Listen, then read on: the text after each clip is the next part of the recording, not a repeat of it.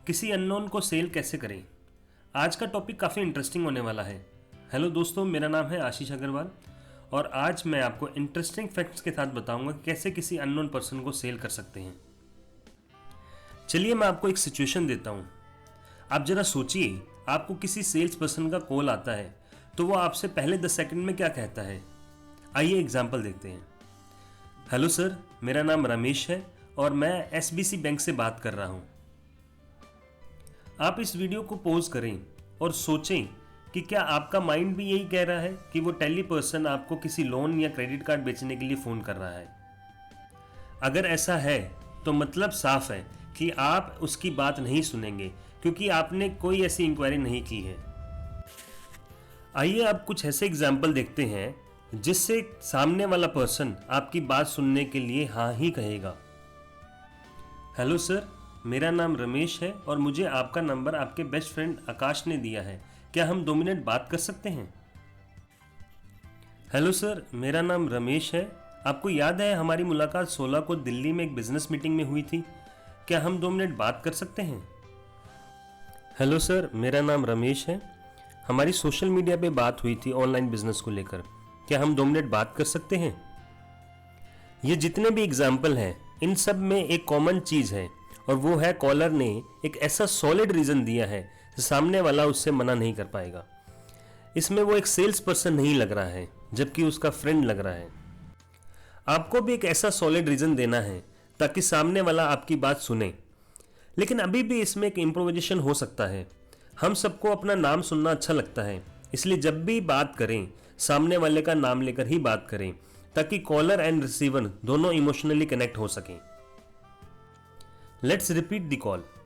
Hello Sanjay, मेरा नाम रमेश है और मुझे आपका नंबर आपके बेस्ट फ्रेंड आकाश ने दिया है। संजय, क्या हम 2 मिनट बात कर सकते हैं? हेलो संजय, मेरा नाम रमेश है।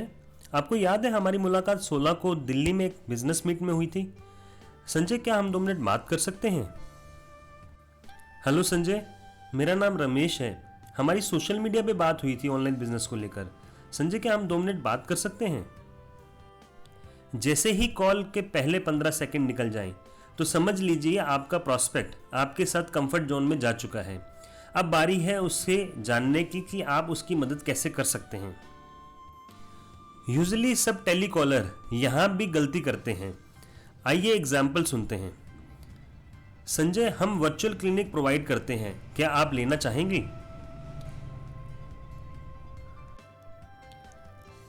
आप खुद इस स्टेटमेंट को बार बार सुनें और समझने की कोशिश करें कि कॉलर के पहले 15 सेकंड के निकलने के तुरंत बाद ये बात कहना कितना ठीक है। मुझे पता है कि अब आप भी समझ चुके होंगे कि बिना ये जाने कि उसकी ज़रूरत क्या है कैसे कोई ये बात पूछ सकता है। तो यहाँ पे कॉलर को उसकी ज़रूरत समझनी है और नीड जनरेट करनी है। Let's see the example. Sanjay, आप तो काफ़ी टाइम से प्रैक्टिस कर रहे हैं, काफ़ी नाम मैंने सुना है आपका। क्या आप जैसे डाइटिशियन को भी कोई परेशानी आती होगी? संजय, ओवरसीज प्रैक्टिस करने में आपका क्या विचार है? आजकल बहुत से डाइटिशियन ऑनलाइन जा रहे हैं।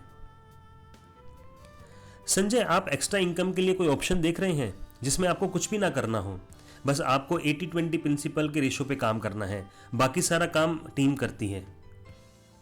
ये कुछ ऐसे एग्जाम्पल हैं जिसमें प्रोस्पेक्ट को बोलने का मौका मिलता है कि वो क्या चाहता है, किस तरह का सोल्यूशन ढूंढ रहा है, किस तरह के चैलेंजेस फेस कर रहा है।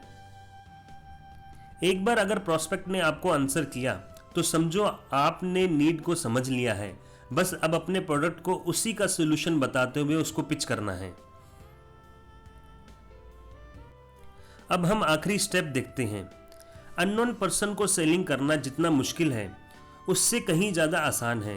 यकीनन जब कोई आपकी ज़रूरत को समझता है, उसे पूरा करता है, साथ में उसका डेमो और प्रूफ देता है, तो क्या ही फ़र्क पड़ता है कि आप नोन हैं या अननोन। क्या आपने किसी पटरी वाले भैया से सामान खरीदा है या किसी पटरी वाले ने आपको बेचा हो?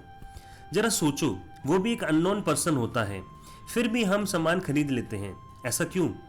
बस इसलिए क्योंकि वो आपकी ज़रूरत को पूरा कर रहा है, आपको यकीन दिलाता है कि आप इस प्रोडक्ट को लेकर उससे कभी भी शर्मिंदा नहीं होंगे, निराश नहीं होंगे।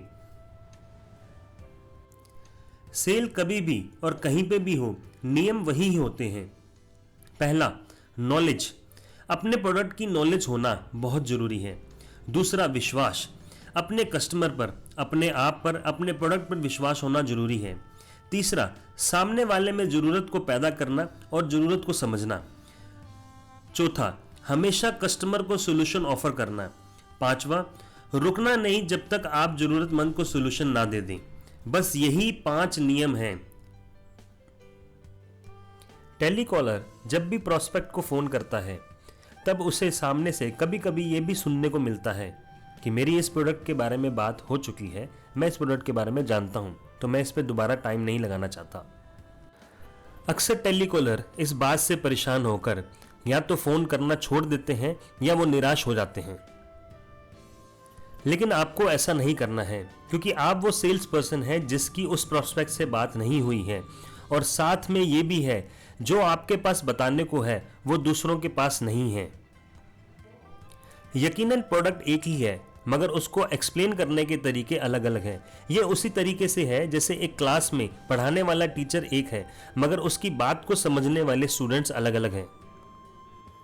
एक अच्छे सेल्स पर्सन की रिस्पॉन्सिबिलिटी है कि वो अपने प्रोस्पेक्ट से बात करे और उसके सारे डाउट्स को क्लियर करे, ताकि वो आपके प्रोडक्ट के साथ डिसीजन ले सकें। Let's see the demo.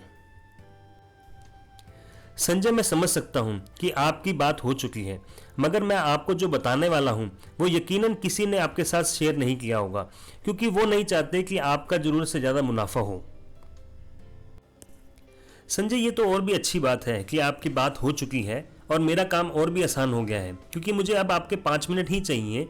ये 5 मिनट में जो मैं आपको बताने वाला हूँ, यकीन मानिए इसको सुनने के बाद आप खुद मुझे थैंक यू कहेंगे। संजय, मुझे अच्छा लगा कि आपकी बात हो चुकी है, आप इस बारे में पहले से जानते हैं और यकीनन आप दोबारा बात नहीं करना चाहेंगे। वैसे मेरा भी यही मानना है कि आपको एक्स्ट्रा अर्निंग अपॉर्चुनिटी का ध्यान नहीं देना चाहिए, जो आपकी काफ़ी ज़रूरतों को पूरा कर सकती है। प्रोस्पेक्ट टेलीकॉलर से बात ना करने के लिए कई बातें कह सकता है, जैसे वो बिजी है या उसकी पहले से बात हो चुकी है। लेकिन एज ए टेलीकॉलर आपकी रिस्पॉन्सिबिलिटी ये है कि वो आपसे एक बार बात कर ले, फिर चाहे उसके लिए आपको उसको फैंसी फ्यूचर दिखाना पड़े, या उसके लिए आप किसी चीज़ को खोने का डर दिखाना पड़े, या फिर 5 मिनट की रिक्वेस्ट करनी पड़े। मकसद एक ही होना चाहिए कि प्रोस्पेक्ट अपने टेलीकॉलर के साथ खुलकर बात करें, क्योंकि जो प्रोस्पेक्ट से बात करता है वही कस्टमर बनने की ओर बढ़ता है।